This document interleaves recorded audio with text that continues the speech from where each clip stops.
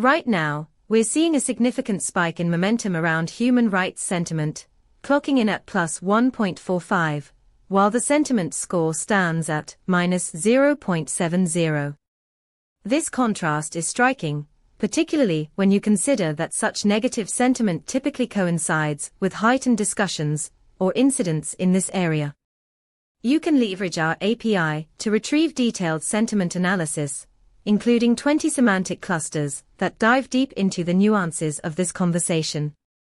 Imagine you're developing an application that tracks human rights developments globally. Integrating our sentiment data can help you identify urgent issues and trends, allowing you to respond or adapt your content strategy in real time. Explore the details at pulsebit.lojenterprise.com/docs to get started.